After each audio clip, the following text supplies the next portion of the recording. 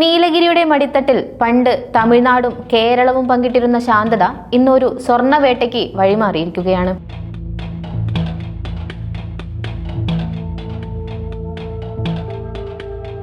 ഗൂഡല്ലൂർ, ദേവാല, പന്തല്ലൂർ വനമേഖലകളിൽ കേരളത്തിൽ നിന്നുള്ള നൂറുകണക്കിന് ആളുകൾ നടത്തുന്ന അനധികൃത സ്വർണ്ണഖനനം വൻ സുരക്ഷാ ഭീഷണിയായും പാരിസ്ഥിതിക പ്രശ്നമായും മാറുന്നു. അന്താരാഷ്ട്ര വിപണിയിൽ സ്വർണ്ണവില സർവകാല റെക്കോർഡുകൾ ഭേദിച്ചതോടെ ഫെബ്രുവരിയിൽ ഈ പ്രവണത അതിന്റെ ഉച്ചസ്ഥായിയിൽ എത്തിയിരിക്കുകയാണ്. പറഞ്ഞു വരുമ്പോൾ ഇതൊരു ചരിത്രത്തിന്റെ ആവർത്തനമാണ്.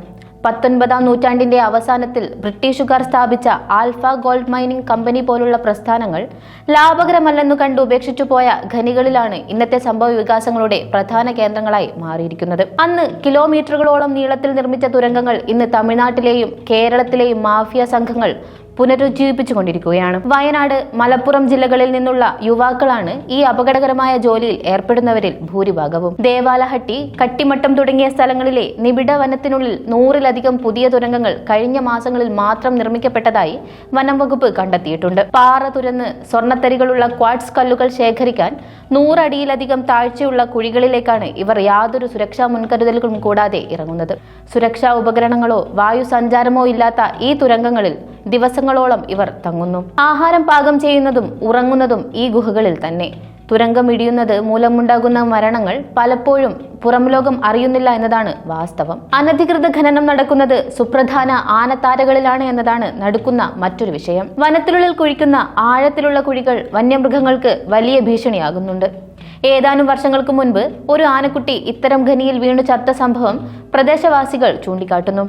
ഖനനത്തിന് ആവശ്യമായ വെള്ളം ശേഖരിക്കാനായി കാട്ടുചോലകൾ തടസ്സപ്പെടുത്തുന്നതും പാറപ്പൊടി കലർന്ന വിഷാംശമുള്ള വെള്ളം പുഴകളിലേക്ക് ഒഴുക്കുന്നതും ആവാസ വ്യവസ്ഥയെ തകിടം മറിക്കുന്നുണ്ട്. സ്ഥിതിഗതികൾ നിയന്ത്രണാതീതമായതോടെ തമിഴ്നാട് വനവകുപ്പും പോലീസും കർശന നടപടികളിലേക്ക് നീങ്ങി തുടങ്ങിയിരിക്കുകയാണ്. ഗൂഡല്ലൂർ ഡിവിഷനിൽ മാത്രം 120-ലധികം കേസുകൾ ഖനനവുമായി ബന്ധപ്പെട്ട് രജിസ്റ്റർ ചെയ്തിട്ടുണ്ട്. നിബിഡ വനത്തിനുള്ളിൽ ഒളിച്ചിരിക്കുന്ന ഖനന സംഘങ്ങളെ കണ്ടെത്താൻ അധികൃതർ പ്രത്യേക ഡ്രോൺ യൂണിറ്റുകളെ വിന്യസിച്ചിരിക്കുകയാണ് ഇപ്പോൾ. ഈ ഡ്രോണുകൾ നൽകുന്ന ദൃശ്യങ്ങളുടെ അടിസ്ഥാനത്തിലാണ് പലയിടങ്ങളിലും റെയ്ഡുകൾ നടത്തുന്നത്. കേരളത്തിൽ നിന്നെത്തുന്ന ഖനന സംഘങ്ങൾ തമിഴ്നാട് വനവകുപ്പ് ഉദ്യോഗസ്ഥരെ ആക്രമിക്കുന്നത് നിത്യസംഭവമായി മാറിയിരിക്കുകയാണ് എന്നതും പ്രശ്നത്തെ കൂടുതൽ സങ്കീർണമാക്കുന്നു. ദേവാല മേഖലയിൽ പരിശോധനയ്ക്കെത്തിയ ഉദ്യോഗസ്ഥർക്ക് നേരെ വധശ്രമം വരെ ഉണ്ടായതോടെ നാട്ടുകാർ പ്രതിഷേധവുമായി രംഗത്തിറങ്ങി. കേരളത്തിൽ നിന്നുള്ള ക്രിമിനൽ സംഘങ്ങളുടെ സംരക്ഷണത്തിലാണ് ഖനനം നടക്കുന്നതെന്ന് തമിഴ് മാധ്യമങ്ങൾ റിപ്പോർട്ട് ചെയ്യുന്നു. ഇത് ഇരു സംസ്ഥാനങ്ങൾക്കിടയിലുള്ള സൗഹൃദത്തെ ബാധിക്കുന്ന തരത്തിലുള്ള സാമൂഹിക പ്രശ്നമായും വളരുകയാണ്.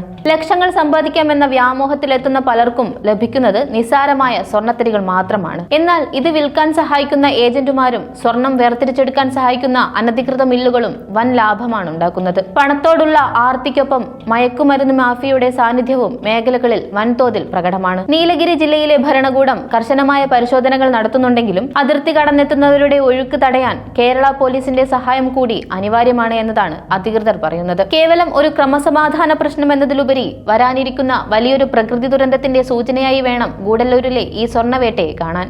ഇരു സംസ്ഥാന സർക്കാരും സംയുക്തമായി കർമ്മപദ്ധതി ആവിഷ്കരിച്ചില്ലെങ്കിൽ ഈ മലനിരകൾ ഒരു ശവപ്പറമ്പായി മാറാൻ അധികം കാലം വേണ്ടിവരില്ല.